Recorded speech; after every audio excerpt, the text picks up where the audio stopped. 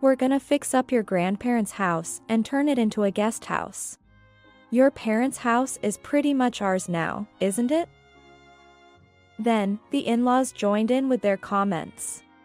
The worthless daughter-in-law is only worth $1 for a part-time job. Exactly. The lady here who doesn't do a single part-time job should just work from morning till night. While the three of them were blaming me, two figures emerged from the family home. It was my son, Alex, and my daughter, Emma. Must be nice being a college student. Who do you think is paying for your college education? We haven't used a single penny of Dad's money for tuition or living expenses. Not since high school. These words not only surprised James, but also his parents. What do you mean, Kathy? So, I took this opportunity to speak up. What? You didn't know? Yes, the children were not relying on James for their college fees. My name is Kathy Harrison. I'm a 45-year-old housewife living in a provincial city. Since my son, Alex, and daughter, Emma, went to college in Boston, it has been just my husband, James, and me living together. The kids are currently lodging at my family home near Boston. Alex is striving to become an expert in architectural history. And Emma is working hard with the goal of becoming a curator. However, James never had good feelings towards the kids, or my family home that welcomed them as lodgers. Perhaps that ultimately led to the breakdown of our relationship. After all, my husband James was always dissatisfied with something, especially with the company he worked for. I'm going to quit that company. He has been saying this for about the last 10 years.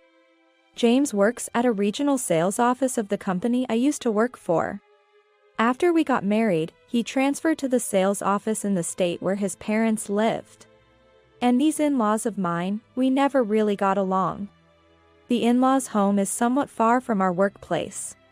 So, I rented an apartment, but whenever they had the chance, the in-laws would drive over to our place. And when I vented about James's complaints about his job, they would blame me. It's because you're not supportive enough. A wife should uplift and motivate her husband. It's understandable to complain about the company. But what can I say to James when he doesn't share even one reason for his complaints? For the past 10 years, I've always felt this frustration towards him. James' dissatisfaction with his job also extended to the children. First, he would complain about not getting a raise. I suggested going to work part-time. But James wouldn't allow it, insisting that I stay home, keep the house perfect, and wait for him. When I argued about how we would manage the children's future tuition fees, his constant reply was that they should attend a local university that they could commute to from home. James always thought about minimizing the costs of our children's education. He would only accept them attending a national or public university within commuting distance. However, the children resisted this as much as they could. Where in this state can you study architectural history? Sure, there are universities where you can get a curator's qualification. But the number of museums and galleries is overwhelmingly higher in Boston than here. James was extremely irritated and yelled at this argument from the kids. Who do you think is paying for your education? Every time I witnessed such exchanges, I sighed. I believe it's a parent's responsibility to support and nurture their children's talents as much as possible. Indeed, my parents did the same for me. And the children are exceptionally gifted, much more than you would expect from us. They had been assured by their high school that they could easily get into their desired universities in Boston. How could parents not support them? I always thought this way. So, I contacted my father at our family home. By this point, my mother had passed away, and my father was living alone in the family home. My father, who was already over 80, was still spry and capable of doing household chores, though he sometimes had helpers come for shopping and other tasks. As someone who was dearly loved and raised by my parents, I was worried about my father living alone. Being the youngest of 4 siblings, I have 3 older brothers who were also concerned about our father after our mother's death. They suggested living together or moving him to a paid facility. But my father insisted on staying in his home, so they only checked on him occasionally. So, I suggested to James that the kids lodging at my family home could also serve as a way to look after my father. James readily agreed, as long as it meant not having to spend money on the kids' lodging. James even brazenly said, "Since our kids are looking after him, make him pay for their meals." I was genuinely upset when he said this. In reality, my father was overjoyed that his grandchildren were coming to stay with him consecutively. "Don't worry about the meal expenses, I have savings," he told me, and I decided to rely on his words. I sent the children off, telling them to take good care of the household chores and their grandfather. However, last year, my father passed away. "Grandpa. Mom, come quickly." It was Emma who called me from the hospital where my father had been taken. In the time it took me to get there, the 2 young ones scrambled to make arrangements as told by the hospital staff. And eventually, they had to witness his passing. When I finally arrived at the hospital after taking a taxi and the train, what greeted me was the silent figure of my father. Seeing me, the 2 of them instinctively ran up to me. I held the backs of the 2 sobbing children and said thank them. During the train ride, I had contacted my scattered brothers to gather the relatives. Following that were the wake and funeral, along with discussions about inheritance issues while the relatives were still gathered. At this time, one of my brothers said to me, "Kathy, what about your husband? James? What's he doing?" I couldn't answer at that moment. When I hurriedly left after receiving the call from the 2, I had only managed to send a message to James saying, "Dad is critically ill, so I'm going to the family home. And he's passed away, so there's a wake and funeral." Yes, I couldn't get through to James directly by phone. So, I also called his workplace, only to be told that he was on leave. By the time I finally got through to James directly, it was already the day of the funeral. And James said, "Your dad's funeral? Isn't that today? You've got 3 siblings, so there's no need for me to show up now." At that moment, my feelings towards James cooled completely. The word divorce started to form in my mind amidst the events surrounding the funeral. Since then, I've been discreetly taking steps towards divorce, unknown to James. Then, one day, "Kathy, we're going to your parents' house." James suddenly said this. "My parents' house? Are we going to see the kids?" "Huh? Oh, yeah. Well, we'll see them too." Was it not about seeing the kids? Despite my doubts, I continued the conversation. There was still something I wanted to ask. "But today's a weekday, right? Did you take the day off work?" "Work? Oh, yeah, work. I quit." I was shocked. "I haven't heard anything about that." "Huh? I didn't think I needed to tell you everything." "Of course, you do." "What are you talking about? I'm your wife, and I manage our household finances. How am I supposed to do that without knowing?" James knew better than anyone that we needed money to let our 2 children attend universities in Boston without scholarships. That's why he opposed their choice of schools. I thought, but why now, at this moment? Anyway, we're going. Saying that, James forced me into the car without any room for discussion and drove me to the family home. The silence in the car was so heavy that I had to turn on the radio to bear it.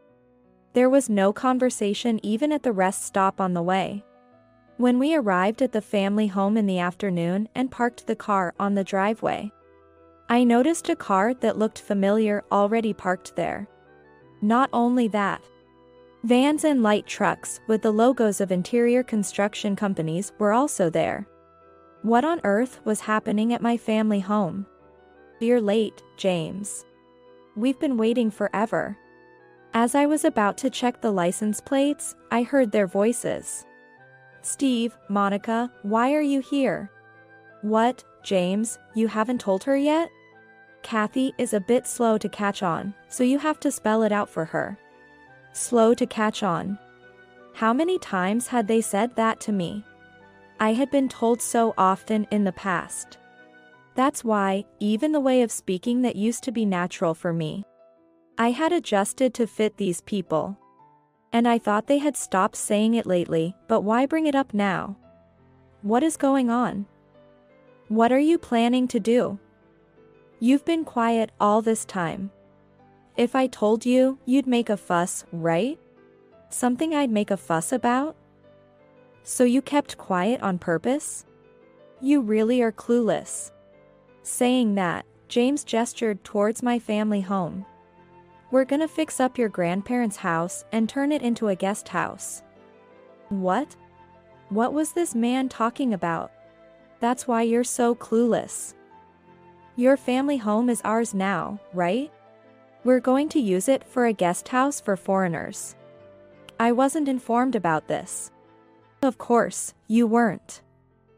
I thought you'd oppose it if I told you. Anger flared up inside me. My childhood home.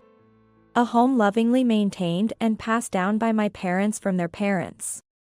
And these people intended to trample all over it with dirty shoes. Is that why you quit your job? There was an early retirement program. The company wanted to reduce staff anyway, so I took the offer. But to do so without discussing it with me. Didn't I tell you? If I said anything, you'd definitely oppose it. That's only natural, of course. The worthless daughter-in-law is only worth $1 for a part-time job. Exactly. The lady here who doesn't do a single part-time job should just work from morning till night. Who said I couldn't work part-time? While the three of them were blaming me, figures emerged from the family home. Oh, Mom and Dad? And you guys over there. I thought it was noisy outside. It's shameful for adults to be like this. The ones who came out from the house were Alex and Emma. What are you two doing here on a weekday? Funny you should say that. Aren't you supposed to be working on a weekday, Dad? By the way, we college students are on a long spring break now. Right? Yeah. The close siblings exchanged glances. Must be nice being college students. Do you have any idea who you have to thank for being able to go to college? You lack gratitude towards your father, who has been earning for you all this time.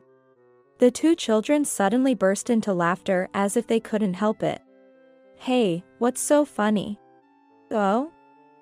We're laughing at the fact that Dad knows nothing. Or rather, chose not to know anything. Right? Exactly. The two shared a laugh.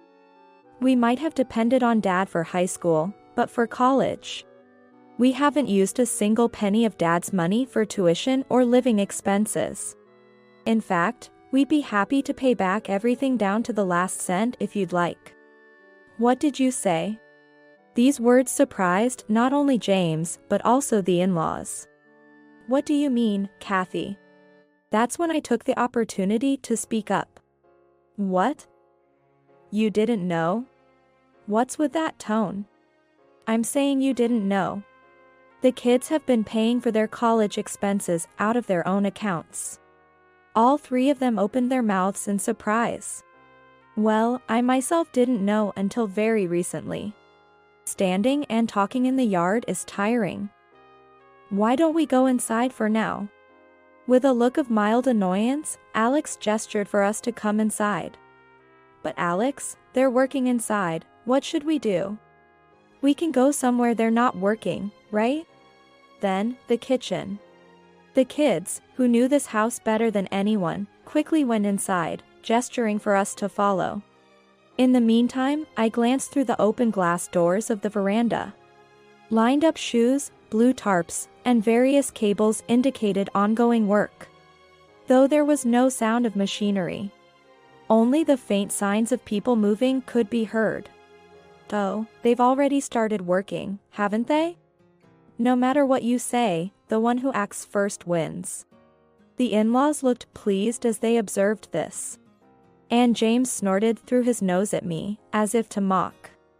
It seems these people haven't realized their mistake yet. If that's the case, it seems like the kids can handle what comes next. The in-laws happily headed for the reception room immediately. To the right upon entering, but were quickly corrected by Alex. No, not there. The reception room is off limits. Kitchen, as Alex had said, was down the hall to the left just before the stairs. A room that used to be on the right when I was growing up. However, after I got married and left the house, the kitchen had been moved to make way for a larger bath and toilet, as I had heard. My parents had renovated it thinking it would be helpful when they needed care. Indeed, my mother passed away in the hospital before needing care. And my father was healthy until a year before his death. They probably realized the old bath would be inconvenient. Thanks to that, the space must have been comfortable for the 2 children who lived here afterward. And kitchen, as mentioned, was originally 2 small rooms that had been combined into a large living dining room. The remnants of the old kitchen were visible across the corridor on the north side. We were directed to sit at the table in the middle of this kitchen by the children. Aren't you going to serve some coffee? This is what happens when you're not disciplined. I'll serve coffee to those who should get it. Here you go, Mom. Emma said, pouring coffee just for me and themselves. What's with that attitude? Well, as the owners of this house, we can't extend any courtesy to someone who wants to alter it in odd ways. Alex looked coldly at the 3 others, excluding me. You knew about this? And about being the owner? I silently snorted. That's exactly it. Didn't you know? There's a limit to being uninvolved. So what? Alex operated a tablet nearby, accessing a website, and thrust the screen towards James. Land registry. Applied here and got the registry documents sent over. This right here. He continued to manipulate the device, displaying the registration document. Yeah, it's really convenient nowadays. You can get all this stuff online. What the registry document revealed was the entire building and land. And the name listed as the owner was.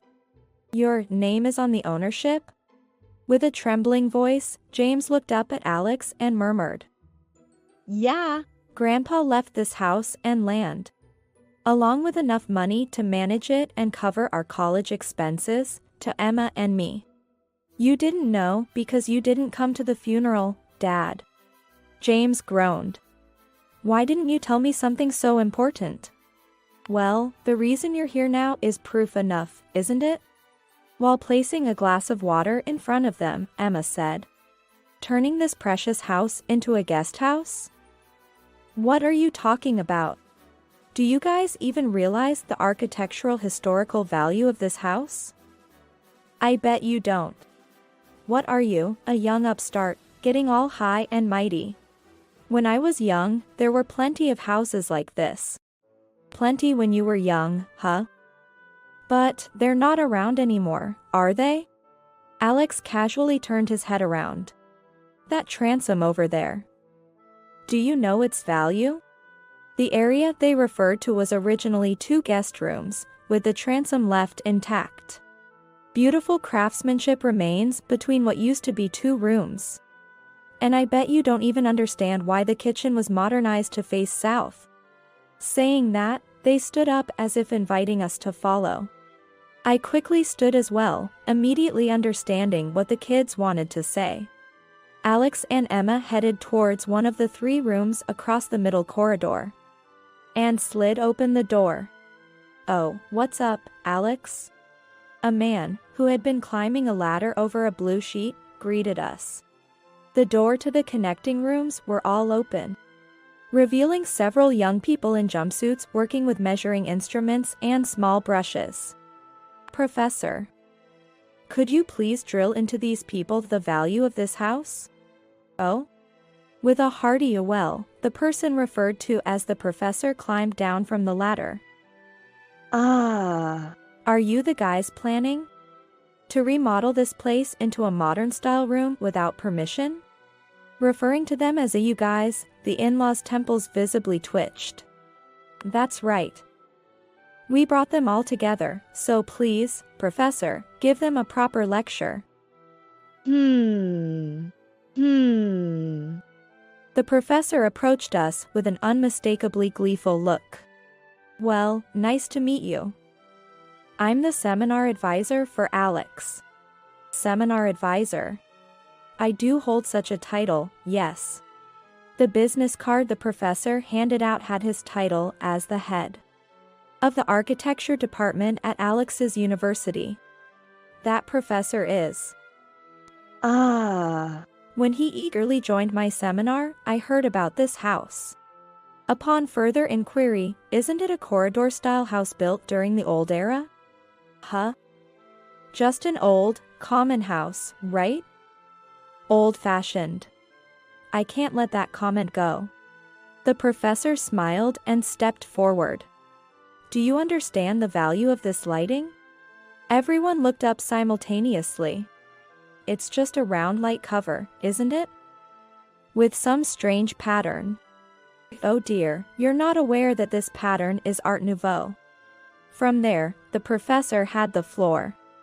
The lighting cover, likely original, was frosted glass with an Art Nouveau design of plants.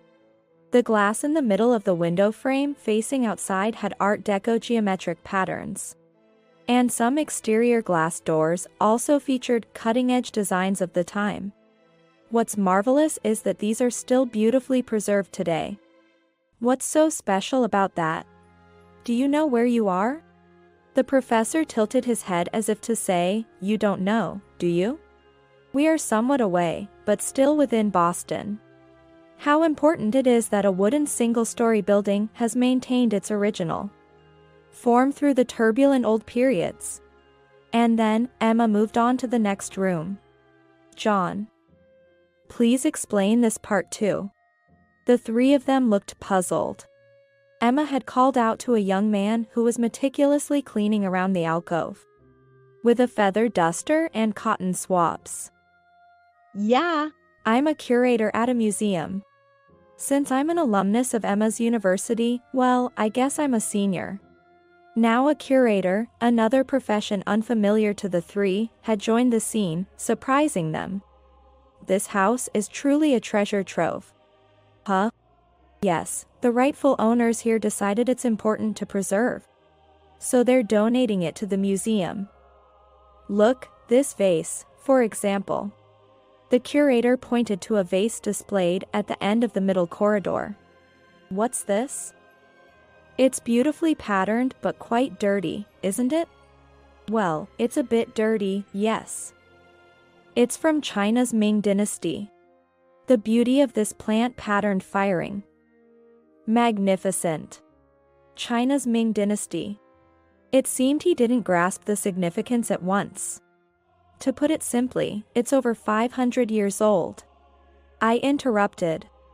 Then, the in-laws gasped in shock. Such an antique was. Yes, this house still has many hidden treasures. Even this hanging scroll is by a great master of Japanese painting from his youth.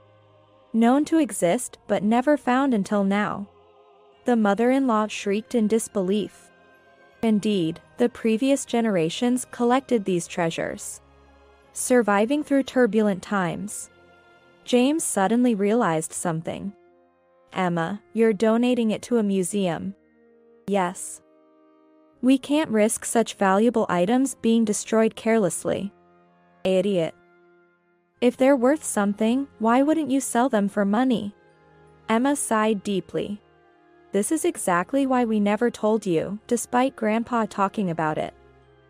You think like this. What kind of attitude is that towards your parent? Look, inheriting such things is a huge responsibility. Taxes and all that. How could we leave items whose value and potential for sale are uncertain? Especially with people around who might destroy them at any moment? Indeed. Likely, both kids had learned quite a bit from my father about these matters.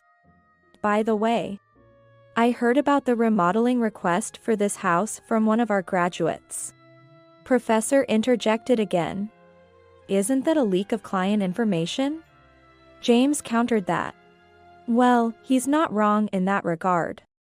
No, we just received information that this architectural treasure was at risk. It was merely passed along by the wind of rumor from that graduate. When I asked Alex about it, I found out there was a plan I didn't know about and rushed to the contractor. It would have been trouble for them too if they'd proceeded without stopping the plan immediately. James was almost speechless. If the construction had gone ahead, I would have sued you for damages. Alex glared at James. Then, what about that car? Among the contractors, there was simply a graduate who likes modern architecture. It's an architecture department, after all. Right, Alex and the professor exchanged looks. Is that how you treat your father? James lunged at Alex. But the age and vitality gap between a nearly 50-year-old man and his vigorous 20-something son was evident. James couldn't make Alex budge. Given James had always been desk-bound, he stood no chance against Alex's muscles, honed from running around doing fieldwork at university. I don't recognize someone who didn't attend Grandpa's funeral as my parent. Me neither. Right, the kids looked at me. Yes. I too no longer want to be with you. You're being so formal. You're the reason I've been adjusting my tone all this time. Didn't I used to speak like this before? James got heated up. Your way of speaking always felt like you were looking down on me. Exactly, the bride not fitting in with the family's ways. It was only after I married that I realized. That's just how it is. Indeed, I had realized it after getting married. The in-laws, the relatives, all pretending until the wedding. They were rough, unable to distinguish between what was theirs and what was not, which I detested. I never imagined you would think you could own my family home. The in-laws were at a loss for words. James, I'm divorcing you. The kids are grown up, and we don't need maintenance money, so it's fine, right? Shh, divorce, huh? Fine, let's do it. But make sure we settle the property division properly. Property division. I laughed out loud. What assets are you talking about? What? Did you think I didn't know about you squandering our savings on your hobbies? How did you? No, not that. James shouted. I'm talking about the assets you inherited from your father after we got married. That's supposed to be marital property, right? Unfortunately, there's none of that. What do you mean? Right, the kids also exchanged looks. That's why you don't skip funerals. Right. Because he's like that. Not only did my brother and I inherit this house and related matters, but Mom also had a considerable amount of savings made for her before she got married, which wasn't reported to you. That's right. Honestly, I didn't know about it either, but there was no need to mention that to James at this point. My parents seemed to have considered, regardless of who the partner was, what would happen if something went wrong with the marriage. As a precaution, they had created savings accounts in my name through gifts while I was still a student. Part of their assets. Being their only daughter. They were worried about what would happen if they were old and something happened to me.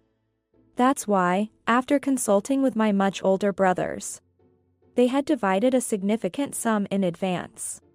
My brothers, all in their mid to late 50s, hold quite high positions at their workplaces. And they stated that they didn't particularly need the inheritance from our parents.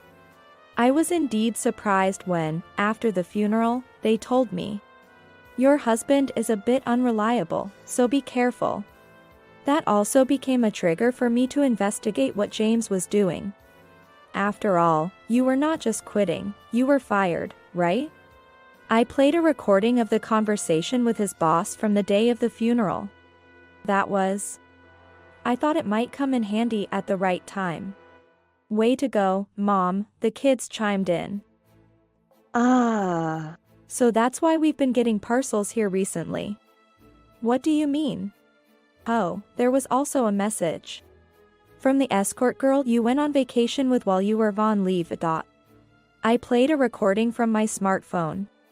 No, there's nothing like that between us. It was strictly business. The emphatic voice echoed in the room, and James's face turned red. Oh, it resonates quite well, doesn't it? It's because of the wood, Professor. James gritted his teeth, turned his back on us, and said to his parents, "Let's go home, Mom and Dad." Damn it, who needs this house? Yes, I'll stay here. I'll live in this house I've always loved with my children. I'll send you the divorce papers through a lawyer, so please fill them out properly. I'll also claim compensation for the affair with the stripper. James glared at me fiercely. I ignored it and turned to his parents, and to you both, I'll also cut ties. Please don't involve yourselves with us anymore. I said that with a smile that seemed to clear away years of frustration towards my in-laws. From then on, I decided to live in my parents' house. And would hear about James and his family's situation through my lawyer. It seemed they were in quite a dire state. First, James, though he took early retirement, didn't have a plan for what to do next and was floundering. He was living off his severance pay but was still in his late 40s. Without re-employment, his social insurance would end there. Even thinking about starting a business, the original plan was based on having that family home, without which he had no clear direction, and was now spending his days visiting the job center. A part of his severance pay being converted into my compensation must have been a significant blow to him. As for my in-laws, they were in trouble too. They planned to sell their home and land for their retirement funds. But it seems the property was in violation of the Building Standards Act. Hearing about it from Alex, who got the information through the professor. That area, had something similar to a certain architectural offices scandal happening at one time. What do you mean? Remember, Dad's family home area was kind of a new community? Indeed. They sold cheap but visually appealing prefab homes all at once. However, the materials were low quality, and many aspects barely met the building standards of the time, which would be illegal under current laws. So, what happens then? Such buildings that don't meet current standards can't be sold. What? I was genuinely surprised. So, the house can't be sold. It has to be demolished to turn the land into something valuable. According to the lawyer, my in-laws had already consulted a real estate agent about selling the property. But as Alex mentioned, they were told that only the land had value. My in-laws are in their mid to late 70s. They're considering surrendering their driver's licenses. They wanted to sell the land and the house to move somewhere more convenient. That's when they heard from James about the possibility of living near the city center. And they got excited. It turns out, even the land, located in a declining area of a regional city, wouldn't fetch much. Plus, a significant amount of money would be needed to demolish the house. Even if the land sells for $100,000. Demolishing the house could cost about $30,000 to $40,000. So, it's about half gone? The plan is completely ruined then. What would happen if the remaining amount wasn't significant? Currently, they're staying in James' apartment. But if James doesn't find a job soon, moving to an even cheaper apartment seems inevitable. And then, 3 months later. Congratulations. Saying that, the professor, along with the people from Alex's seminar group, gathered around the large kitchen table and gave the signal to toast. Following our discussion, I decided to convert the spacious upper floor of our house into a boarding house for students with meals included. The large bath and washroom are perfect for accommodating multiple residents. 3 of the seminar students have decided to move into our house. It seems that students studying architectural history are thrilled to live in the house itself. The idea to repurpose the house came to me when the group that visited that day said, "It would be nice to live in such a house."